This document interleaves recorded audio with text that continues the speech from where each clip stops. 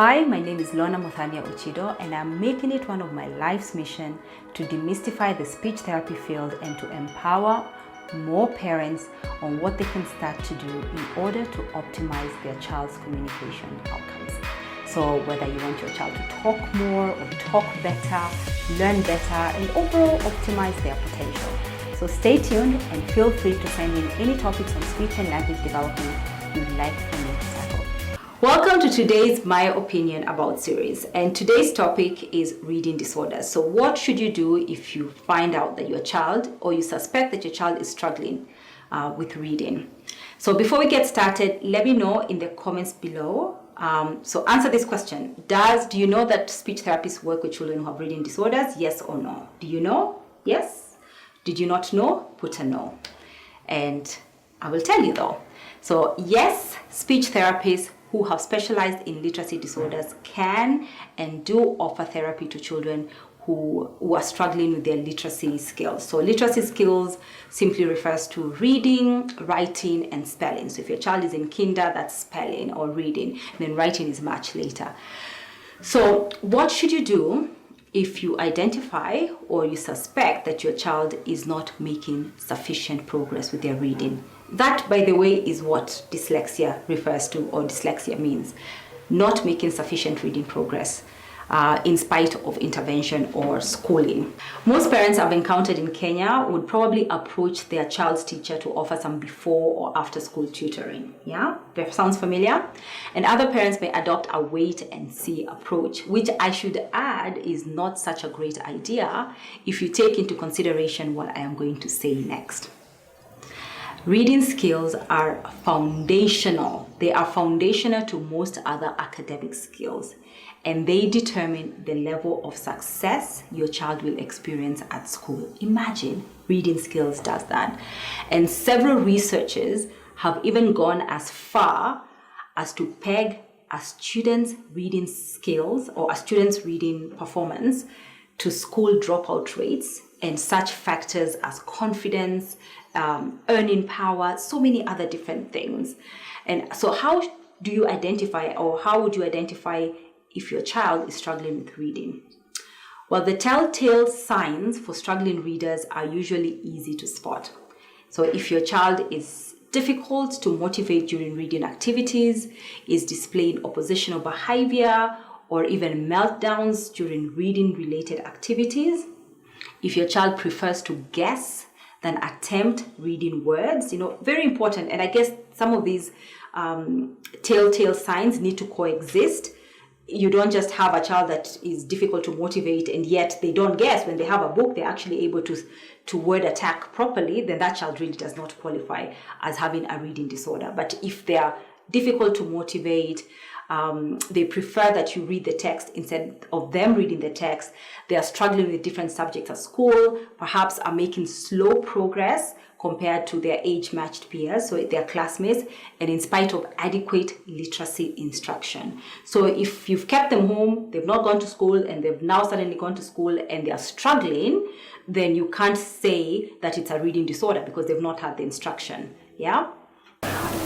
Or, if your child's teacher has raised a concern with your child's reading skills, or if you yourself as a parent feel that your child is not optimizing on their potential, or you suspect, you have a gut feeling that they perhaps are struggling, then it's very likely that they are experiencing a literacy or reading disorder. So what should you do in that case if you suspect that your child may be struggling with reading?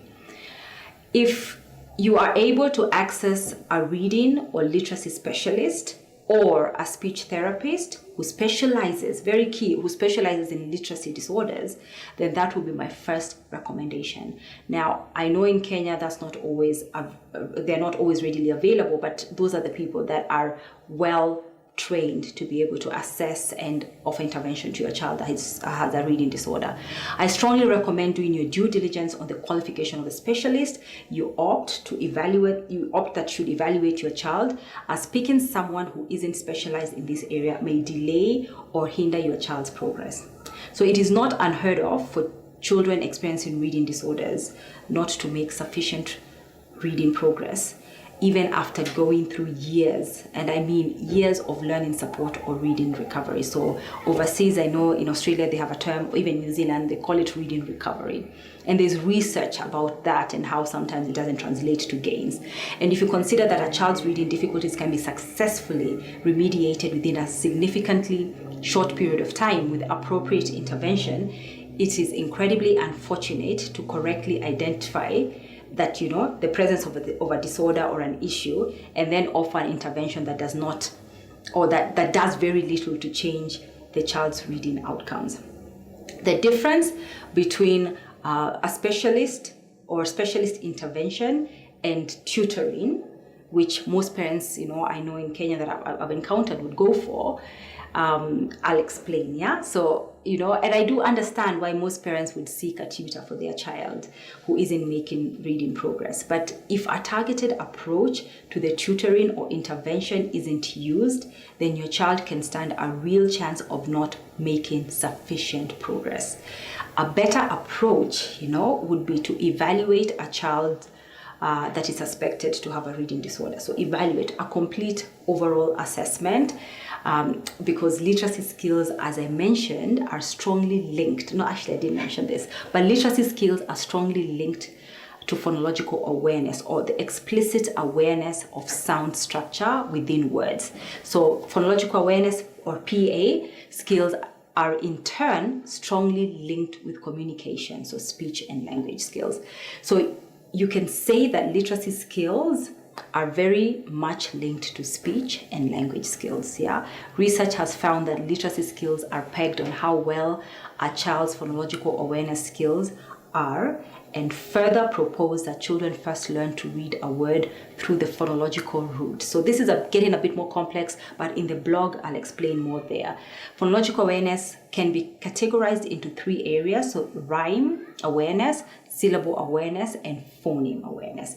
And mastery of all 3 of these areas is fundamental in ensuring literacy success.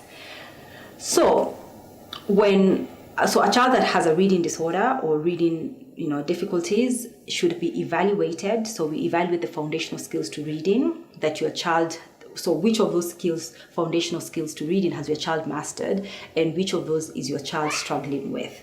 And then the intervention should aim to strengthen, obviously, the weak skills and boost confidence of the already established skills.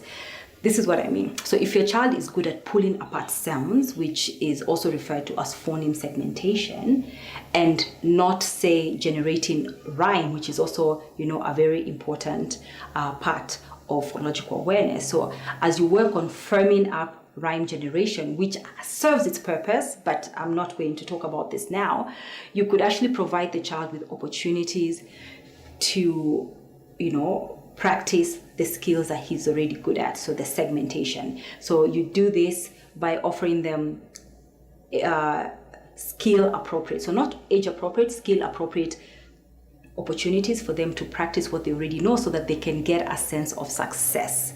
Oftentimes, children with reading disorders do not experience enough success with their reading, which causes them to hate reading. And if you give a child who is struggling to read a very difficult text or book to read, then it diminishes their confidence in the skills that they probably already know, because the book is not predictable enough. You know, they get a text and they thought, oh, I can segment 3-letter words, but then it's 4 letters, it's blends, it's everything. So it becomes very erratic and doesn't really boost confidence. So that's it for today. Please do check out our other videos if this topic brought up something that you need to explore further. And as always, thank you so much for tuning in. I'll appreciate if you can leave a comment below. As I said, if you liked this video, please give it a thumbs up. And if you haven't yet subscribed to my channel, please do so. And don't forget to hit the notification bell. That way you will receive a notification when I publish, a new video. So thank you so much.